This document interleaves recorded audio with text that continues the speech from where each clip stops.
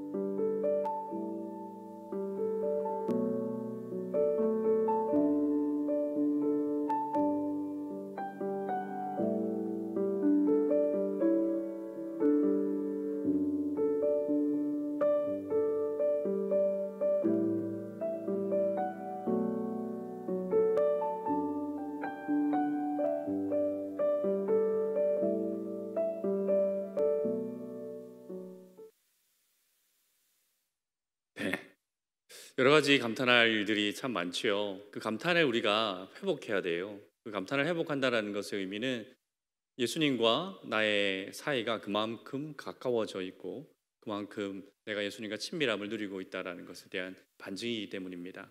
아무런 감격도 없고 감동도 없고 감탄도 없다면 그만큼 예수님과 상관없는 삶을, 또 멀어진 삶을 살고 있다는 증거거든요. 오늘은 감탄복음 네 번째 시간 선한 목자께 감탄하라 라는 제목으로 말씀을 나누겠습니다. 방송실 조명이 좀 들켜졌어요. 어두운데요. 봐주세요. 오늘 말씀에 예수님께서 당신을 선한 목자, 나는 선한 목자다라고 말씀하십니다.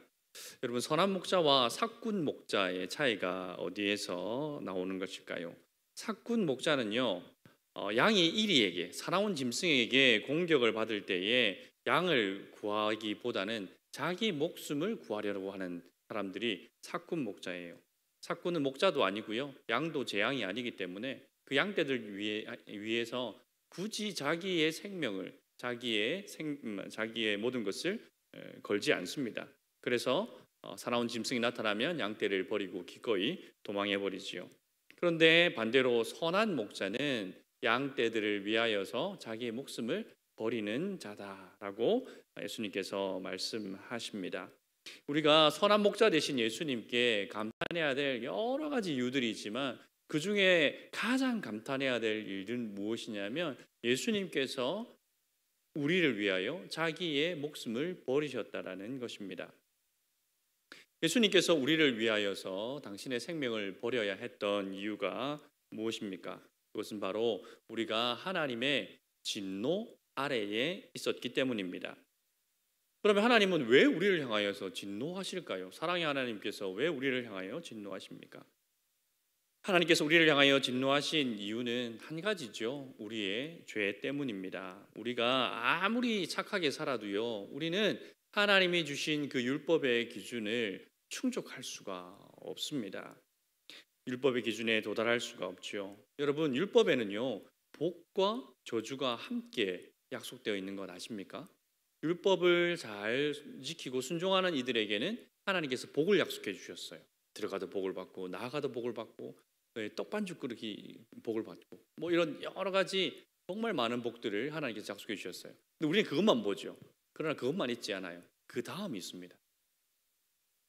이 조명을 좀 이렇게 해결해 주세요. 너무 어두워서 좀 답답하네요. 조금씩 밝아지는 거.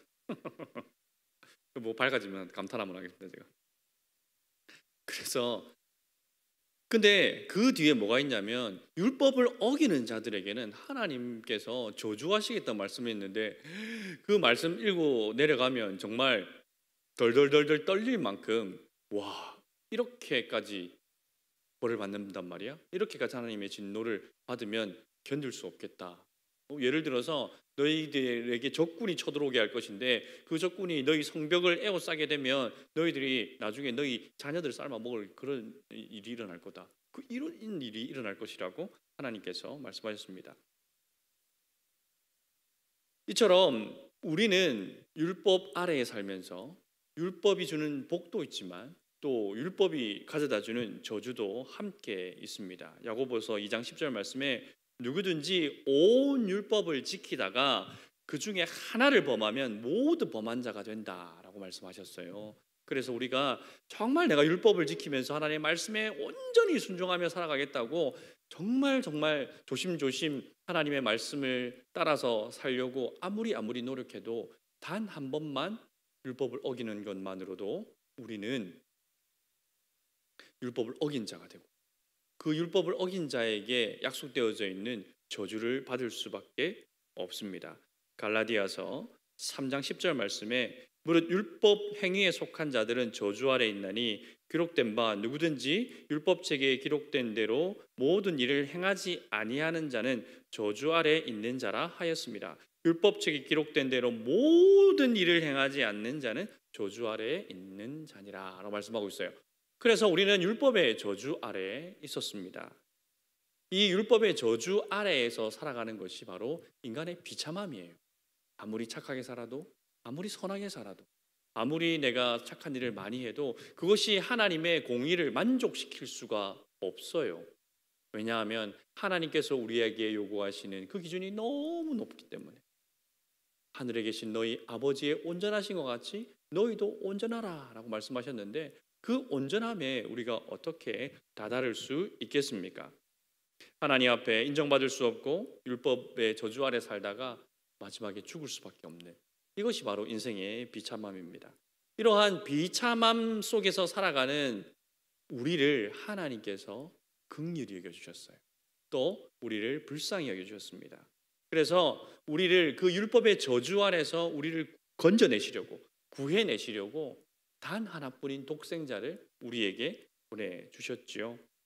그래서 예수님은 우리를 대신하여서 율법의 저주를 받으시기 위하여서 십자가에 오르셨습니다. 갈라디아서 3장 13절 말씀에 보면 그리스도께서 우리를 위하여 저주를 받은 바 되사 율법의 저주에서 우리를 속량하셨으니 기록된 바 나무에 달린 자마다 저주 아래 있는 자라 하였습니다. 하였습니다.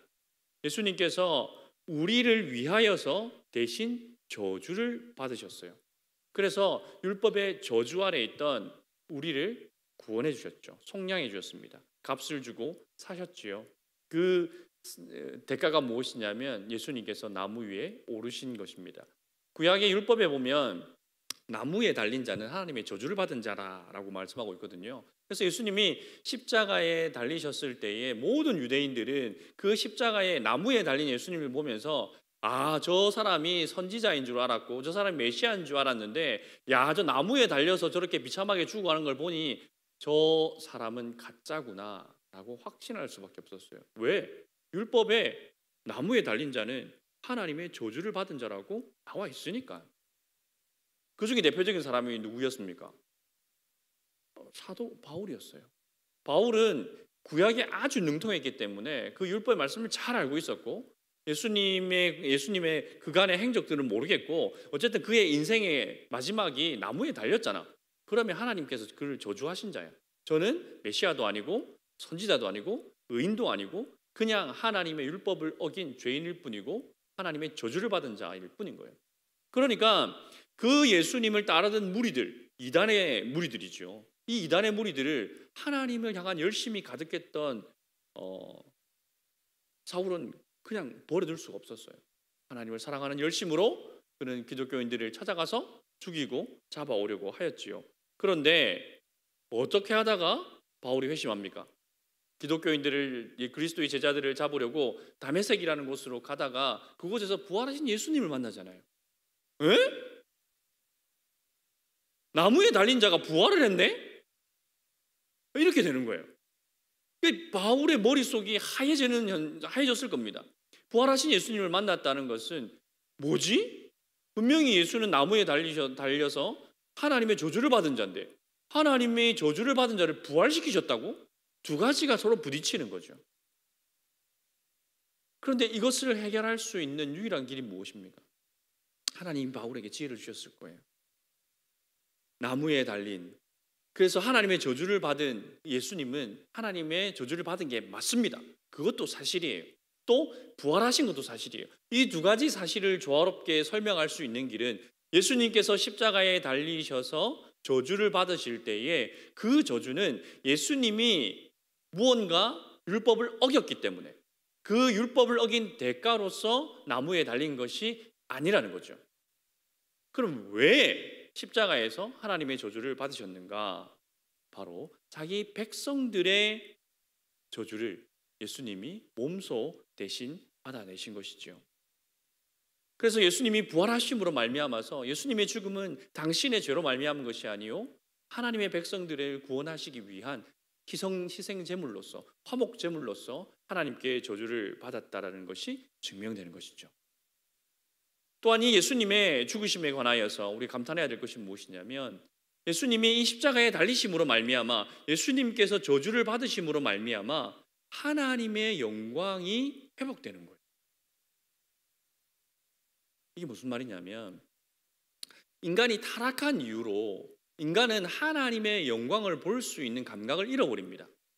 하나님의 영광은 굉장히 찬란하고 아름다운 것이고 그 무엇과도 비견할 수 없습니다. 이 세상에 그 어떤 아름다움보다도 비견할 수 없는, 한번 바라보기만 하면 그 영광의 아름다움에 취해서 다른 것은 아름답다고 생각하지 못할 정도로 예수님의 영광은 찬란하고 아름다운 그 존재 자체가 영광이시거든요. 그런데 타락으로 말미암아서 아담과 하와는 하나님의 영광을 볼 수 있는 그 감각을 잃어버립니다. 능력을 잃어버려요. 그래서 어떻게 합니까? 숨어요. 하나님이 아담을 부르시는데 아담아 내가 어디 있느냐? 내가 벗은 줄 알고 숨었나요? 하나님을 피하기 시작합니다. 하나님을 제대로 바라보지 못하는 거죠. 하나님의 영광을 바라볼 수 있는 능력을 훼손하였고 잃어버렸고 그 이후로 모든 인간은 하나님의 영광을 볼 수 있는 능력을 상실합니다. 그래서 하나님의 영광보다는 썩어질 이 세상의 영광이 더 좋아 보이는 거예요. 내 마음속에 바라는 것들, 내 마음속에 원하는 것들, 그것이 내게 가져다 줄 영광, 그것을 소유했을 때에 또는 내가 그 자리에 올랐을 때에 또는 내가 그것을 성취했을 때에 내게 주어질 그 영광이 더 아름답고 더 매력적인 거죠. 그래서 그것을 바라보고 그것을 추구하며 살아갑니다. 이 세상과 이 세상에 있는 썩어질 것들이 마치 제일 좋은 것인 것처럼 제일 영광스러운 것인 것처럼 생각하며 살아갑니다. 이것이 바로 하나님의 영광이 훼손된 거예요. 실제로 하나님의 영광이 훼손된 건 아닙니다. 하나님의 영광은 우리 인간이 타락하기 전에도 완전하고 찬란하셨고 인간이 타락한 이후에도 하나님의 영광은 여전히 찬란했습니다. 그런데 그 영광을 바라보며 찬양해야 하는 이 백성을 내가 선택한 이스라엘 백성을 선택한 이유는 이 백성이 나를 찬양하게 하려 함이다라고 말씀하셨거든요. 인간은 하나님을 찬양하도록 지음을 받았는데 타락한 이후에 하나님의 영광을 보지 못하니까 감탄하지 못하는 거예요. 감격하지 못하는 거예요. 하나님을 찬양할 이유를 못 찾는 거예요. 그러니까 하나님을 향하여서 찬양하는 것 대신에 세상에 있는 것들을 찬양하며 세상에 있는 것들을 바라보며 살기 시작한 거죠. 그리하여서 하나님의 영광은 여일하게 아름답고 찬란하게 빛나고 있지만 인간은 그 영광을 볼 수 있는 눈이 어두워져 버렸고, 그래서 마치 하나님의 영광이나 이 세상의 영광이나 그게 그거지 뭐, 그거보다 둘 중에 내가 취사 선택할 수 있는 지경으로까지 낮아지게 된 거예요. 이게 하나님의 영광이 훼손된 거거든요. 그런데 예수님께서 십자가에 달려 죽으심으로 아버지를 영화롭게 합니다. 그러니까 인간에 의해서, 인간이 그 타락으로 인하여서 훼손시킨 그 하나님의 영광은 예수님의 희생을 통하여서 비로소 회복되게 됩니다. 어떻게 해요?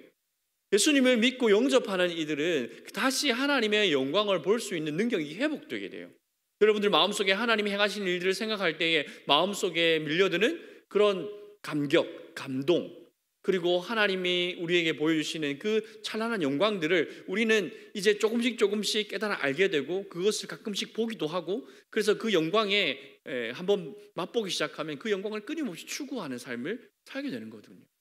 저는 잘 모르겠는데요. 그런 생각 드세요? 그럼 첫사랑 회복하고 싶으시죠? 그 첫사랑 말고 예수님을 향한 첫사랑. 예수님을 향한 첫사랑이 우리 회복하고 싶은 그런 열망들이 항상 있거든요. 왜? 예수님을 처음 영접하고 받아들였을 때에 내 속에 가득했던 그 하나님의 찬란한 영광, 때로는 그 하나님의 사랑, 때로는 다른 말로 바꾸면 그 하나님께서 나에게 보여주신 그 놀라운 희생, 그런 것들이 내 마음속에 가득했을 때에 나는 그 예수님의 생각만으로, 예수님을 생각하는 것만으로도 충분히 기쁘고 만족하고 즐거웠거든요. 그 상태로 다시 돌아가고 싶은 그 욕망이 내가 안에 있다는 것은 바로 내가 그 하나님의 영광을 감각할 수 있는, 감지할 수 있는 능력이 내게 생겼다는 것입니다. 예수님의 희생을 통하여서 우리가 그러한 감각을 다시 회복하게 된 거예요. 그래서 하나님의 아들님께서 십자가에 달리심으로 아버지의 영광을 회복시켜서 아버지를 영화롭게 하고, 그 순종한 그 아들을 향하여서 아버지께서는 아들을 또한 영화롭게 하고, 아들에게 주신 그 영광으로 우리도 영화롭게 하고, 그래서 우리가 함께 하나님 안에서 그 하나님 행하심을 보고 감탄할 수 있는 자리로 우리를 세워주신 것, 이것이 우리의 구원이요 우리의 선한 목자께서 우리에게 행하신 아주 착한 일입니다. 사나운 짐승들에게 찢겨 죽을 수밖에 없던 인생이 선한 목자이신 예수님께서 대신 그 사나운 짐승들에게 자신의 살을 찢기시고 피를 흘리심으로 죽으심으로 말미암아 우리는 더 이상 그 사나운 짐승들의 저주 아래 살아가는 것이 아니라 새로운 생명을 받고 살아가게 된 것이죠. 이것이 선한 목자께서 행하신 일이에요. 예수님이 우리의 선한 목자가 되심에 감탄해야 될 이유가 바로 여기에 있는 거죠. 예수님이 대신 찢기지 않으셨으면 내가 찢어져야 했습니다. 예수님이 피를 흘리지 않으셨으면 내가 피를 흘려야만 했어요. 하지만 선한 목자께서 대신 살을 찢으시고 피를 흘리심으로 말미암아 이제 더 이상 나에게는 그러한 하나님의 저주가 없는 것이지요. 그래서 우리는 그 선한 목자 대신 그 예수님의 그 사랑으로 말미암아 하나님의 영광에 감격하고 감탄할 수 있는 사람이 된 것입니다. 나는 선한 목자라. 선한 목자는 양을 위하여 목숨을 버리느니라 라고 말씀하신 것처럼 예수님은 우리를 위하여서 자기의 목숨을 기꺼이 내어주셨습니다.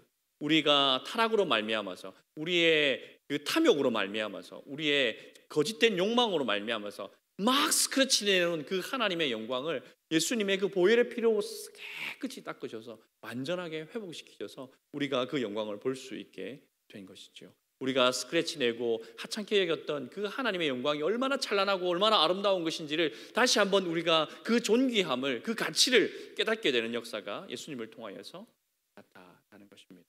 이사야 42장 8절 말씀, 나는 여호와이니 이는 내 이름이라. 나는 내 영광을 다른 자에게, 내 찬송을 우상에게 주지 아니하리라. 어떻게 해요? 자기 아들을 죽이셔서, 자기 아들을 죽이셔서 우리들이 하나님께 돌려야 할 영광을 우상에게 돌리고 있을 때에 그 아들을 죽이심으로 우리가 다시 하나님께 온전한 영광을 돌릴 수 있는 자로 우리를 변화시켜 주셨습니다. 이것이 예수님께서 우리에게 행하신 가장 착한 일이죠. 모든 사람들이 죄를 범하여서 하나님의 영광에 이르지 못하다가 이제 선한 목자이신 예수님만 따라가면 이제 우리는 그 하나님의 영광에 이룰 수 있는 새로운 피조물, 새로운 사람이 되었습니다. 예수님께서 우리를 위하여서 만약 생명을 내어주시지 않았다면 우리는 여전히 하나님의 영광이 무엇인지도 모르고 하나님께서 행하신 일들이 무엇인지도 모르고 살았을 겁니다. 예수님이 십자가에 달려 죽으시지 않으셨다면 그 하나님의 영광이 무엇인지 우리가 어떻게 알겠습니까? 유대인들이 와가지고 우리에게 알려줄 것 같아요? 안 알려줍니다. 유대인들을 이방인을 뭐같이 여겼습니까? 댕댕이처럼 여겼다고. 댕댕이. 개처럼. 이방인들 개처럼 여겼다고. 그리고 기껏해야 저 이방인들은 하나님께서 지옥의 땔감으로 사용할 사람들이다 라고 생각했어요. 그런 사람들이 우리에게 와서 하나님의 영광이 무엇인지, 하나님의 사랑이 무엇인지, 하나님의 그 창조의 그 아름다움이 무엇인지 알려줄 리가 있겠습니까? 없습니다. 없습니다. 하지만 예수님께서 십자가에 달려 죽으심으로 그 율법의 저주 아래 살아가는 인생들을 향하여 하나님의 찬란한 영광이 무엇인지를 우리에게 알려주신 거예요. 예루살렘에서 시작한 그 복음이 우리 수련의 기간에 보았지 않습니까? 2000년 동안 지구를 돌고 돌아서 나에게까지 온 거예요. 그래서 예수님이 나의 선한 목자라는 것을 비로소 깨닫게 되었습니다. 그래서 그 예수님을 따라가면 우리가 하나님의 영광을 볼 수 있게 된 것이죠. 그러니 우리가 어찌 예수님을 바라보며 그 십자가의 죽으심을 바라보며 감탄하지 않을 수가 있겠습니까?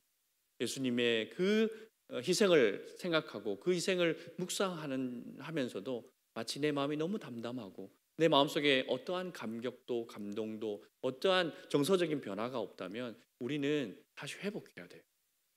다시 그 하나님을 향한 그 영광을 민감하게 감각할 수 있는, 감지할 수 있는, 감탄할 수 있는 그 영성이 회복되어야 합니다. 어떻게 회복할 수 있을까요? 선한 목자이신 예수님을 따라가야 합니다. 선한 목자이신 예수님께서 인도하시는 길을 따라갈 때에 우리는 그 감각들을 다시 회복할 수 있어요. 예수님 따라가면 고생하고 예수님 따라가면 고난받고 예수님 따라가면 비난받고 멸시당하고 천대받을 것 같아요? 아니에요. 진짜 한번 따라가 보시면 그 길이 얼마나 영광스러운 길인지, 그 길에서 만나는 하나님의 그 영광은 얼마나 아름다운지, 여러분 우리 아름다운 거, 멋진 광경, 또 멋진 사람들 만나기 위해서 얼마나 많이 노력합니까? 안 그래요? 이번 휴가 때 여러분 어디 멋진 데 가려고 애 많이 쓰셨잖아요. 멋진 사람 보기 위해서 사생팬이라고 그럽니까? 그 친구들 보니까 정말 목숨 떼놓고 쫓아다닌대요. 그래 한번 보면 막 까무러치고, 사람을 보고서도 까무러치는데 어찌 영광스러운 하나님과 우리의 선한 목자 되신 예수님을 우리가 볼 수 있다면 어찌 까무러치지 않고 감탄하지 않을 수가 있겠습니까? 그 감각이 회복되어야 한다는 것이죠. 예수님을 따라가면 그 감각이 회복되는 줄 믿으시기 바랍니다. 그 감각이 회복되면 우리 마음 가운데 하나님의 나라가 임하고 하나님의 나라가 우리 가운데 임하면 의와 희락과 평강이 우리 마음 가운데 넘쳐나는 겁니다. 넘쳐나는 거예요. 그것이 선한 목자께서 우리에게 주시기 원하시는 거예요. 그런데 예수님의 말씀 안 따라가고 예수님의 그 선한 목자이심을 망각하고 내 마음대로, 양떼들은 맨날 그렇게 지 마음대로 살아가려고 하거든요. 눈앞이 보이지가 않는데요. 양은 후각이 발달한 것도 아니래요. 발이 빠른 것도 아니고, 양은 정말 아무것도 없는, 정말 걸어다니는 사나운 짐승들이 도시락일 뿐인데 우리가 마치 그와 같지 않나요? 우리 한치 앞을 알지 못하잖아요. 여러분 인생에 앞날에 무슨 일이 펼쳐질지 우리 아무것도 알지 못하잖아요. 그런데도 뭔가 내가 대단한 것을 준비하고 대단한 것을 기획하고 그것을 마치 이룰 수 있는 것처럼, 우리 아까 여기 우리 간증 나왔잖아요. 그런데 그 예수님을 자기를 신뢰하고 따라가는 것이 아니라 예수님만 따라갈게요. 예수님 저 좀 인도해 주세요. 예수님 저 어떻게 해야 돼요? 어디로 가야 돼요? 물어보시기 바랍니다. 기도하시기 바랍니다. 말씀 속에서 여러분이 길들을 찾으시기 바랍니다. 예수님 오늘 내가 예수님을 따라야 할 일은 무엇입니까? 라고 물어야 하는 것이죠. 여러분 지난 주간에 여러분들이 행한 착한 일 뭐 있습니까? 착한 일 한 거. 유나 착한 일 뭐 했어? 오늘 특송하대? 그 착한 일 잘했어요. 예수님을 따라간다는 것은 그렇게 예수님을 닮아서 예수님의 말씀을 쫓아서 그 선한 목자이신 예수님을 본받아 나도 선하게 살아가는 거예요. 예수님이 기뻐하시는 일이 무엇인지를 생각하고 그 기뻐하시는 일들을 찾아서 행하는 것. 그렇게 예수님을 따라가다 보면 우리의 마음속이 다시 회복되는 겁니다. 그래서 예수님을 향한 감탄하는 마음, 하나님의 영광을 바라보고 감격하는 마음들이 우리 속에서 일어나게 되는 것이지요. 여러분, 예수님이 선한 목자인 줄 믿으시죠? 정말 믿으시죠? 그 예수님이 지금 우리와 함께 하신다는 것도 믿으시죠? 그러면 우리 예수님께 이 시간에 감격하고 감탄하는 마음으로 예수님 정말 나의 선한 목자 되셔서 감사합니다라고 우리 한번 박수 한번 올려드릴까요? 예수님 감사합니다. 감사합니다. 우리의 선한 목자 되신 예수님 찬양합니다. 감사합니다. 그 혼자서 박수 치면서 좀 살아요. 그 미친 사람처럼. 그 미친 사람처럼 막 좋아서 막 박수 치고 와 예수님 우와 진짜 대단하시다. 이러면 재밌어요. 삶에 생명이 있는 삶이잖아요. 근데 이거 없으면 맨날 찌들려 살아요. 직장에 찌들려 살고 또 뭐 이렇게 공부하느라 찌들려 살고 관계에 찌들려 살고 돈 없어서 찌들려 살고 시간 없어서 찌들려 살고 건강 없어서 찌들려 살고 나 사랑해 주는 사람 없어서 찌들려 살고 썸이 잘 안 타져가지고 찌들려 살고 그러면 너무 피곤하잖아요. 그러지 말고 그냥 예수님께 감탄하는 삶, 예수님께 박수치면서 예수님 진짜 최고시라고 감사하다고 이렇게 살아가도록 예수님이 우리를 부르셨고 또 우리를 인도하시는 분이시거든요. 그러니까 이번 한 주간 나를 위하여서 목숨을 버리신 아낌없이 버리신 그 예수님을 마음에 품고 그 예수님과 동행하면서 예수님이 행하시는 일들마다 감탄하고 박수치면서 찬양하고 순간순간 감사하고 순간순간 감격하고 감동하며 살아가는 여러분들의 한 주간의 삶이 되시기를 주님의 이름으로 축복합니다.